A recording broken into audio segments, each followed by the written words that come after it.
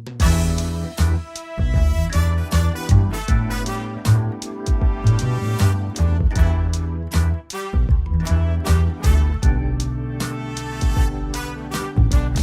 it going, guys? My name's Jake Willard. I'm the engagement editor for the Daily Emerald, and you're in my room right now here at the University of Oregon, and this is the first episode of Unlaced, behind Not Another Sneaker podcast.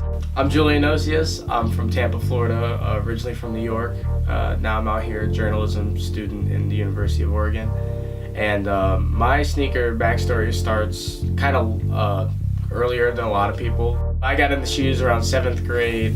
A little bit. I eased into it, definitely. And I got a pair of Jordan 5s from Goodwill for $12. It's a good come up, honestly. And I just saw them. I thought they were cool. I knew nothing about the shoe.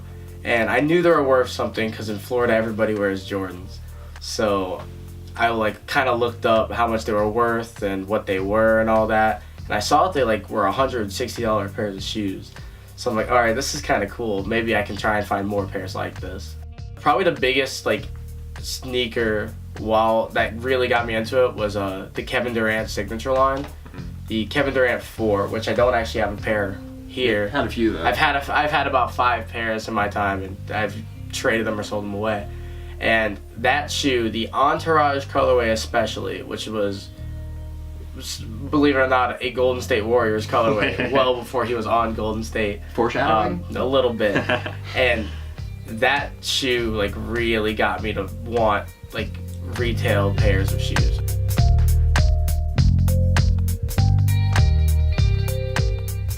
And it's well worth it sometimes. I mean, you get shoes that you love, you get shoes that are worth some money, you can resell for something. And, I mean, it's a whole process, and it's a lot of fun. And you really showed me kind of the way of sneakers. I've always been a fan of shoes. I'm a runner by nature. A lot of my shoes are kind of based in running, and performance was always a big thing for me, especially in high school. I got some track spikes up on the wall, Oregon-themed track spikes that are kind of rare. Track spikes, there's even a bit of sneaker culture in it as well. But I mean, for me, it was all kind of started in performance, but then I met Julian freshman year in the dorms, Carson third floor.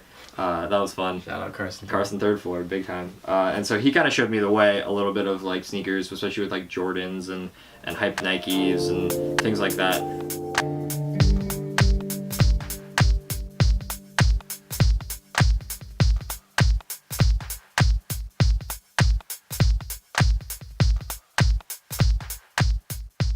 But the shoe that definitely started off for me, I think it was about 6th or 7th grade as well. And I actually have it from that time. It's the LeBron 3, the Zoom LeBron 3 in the home colorway.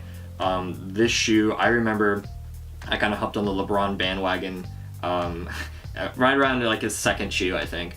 And I remember the commercial for this was electric. It was just LeBron dressed as a bunch of different LeBrons, a whole family, old man, baby, himself. And I don't know, that was the ad campaign for this shoe. And I love the ad campaign.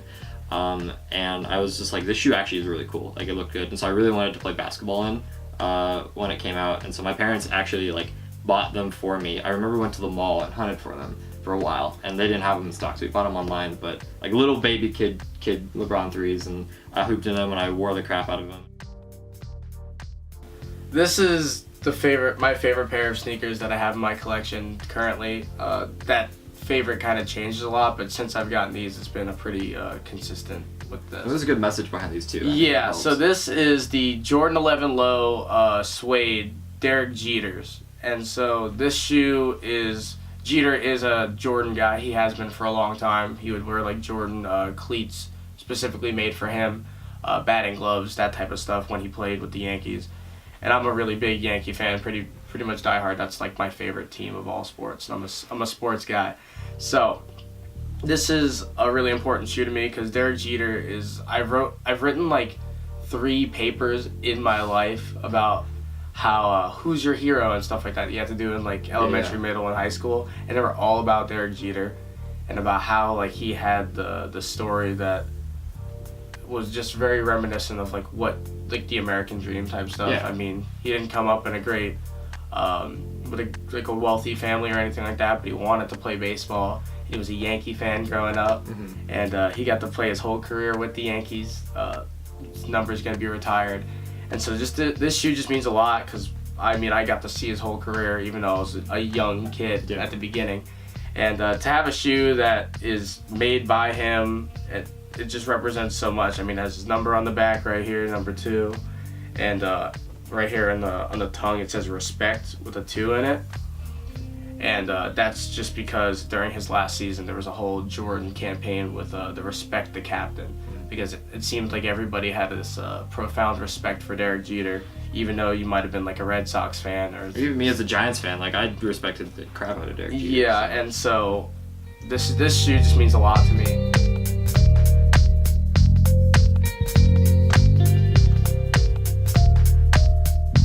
Jordan 3 has definitely become like my favorite shoe, and the one that I wear probably the most. Like the True Blues I'm wearing on my feet right now, like these I'd probably be the most, and I love them. Like it's my favorite shoe by far, favorite color, way, everything. But I mean, I have so many different pairs of Jordan 3s. I mean, the Tinker Hatfield variation, which combines like the Air Max 1 into the shoe. Actually, this one's gonna be a better example. It's got the red swoosh. But so like they literally so Tinker Hatfield designed both the Air Max 1 and the Jordan 3, so 2 of the most iconic shoes for Nike, and so they combined it into one, into the Jordan 3 Tinker, the signature on the inside and everything. So I mean, that's kind of cool when they kind of cross-eyed. So I wear a lot of Jordan 3s. Jordan 3s are by far my favorite style of shoe. Like this shoe like means a lot to me because Steve Prefontaine, this is his basically signature shoe. He was kind of like he had committed himself to run the Montreal Olympics in '76 for failing to medal in '72.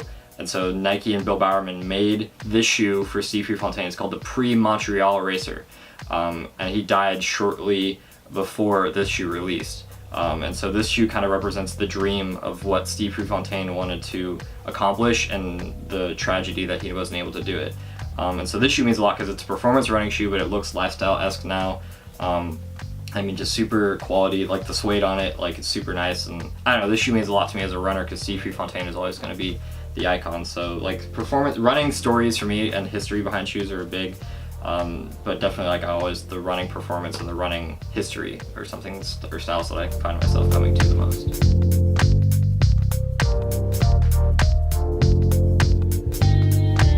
It's a lot of fun being a part of this community and culture and getting to meet new people through it and just kind of bond over something that everyone in the world wears. Everyone wears shoes.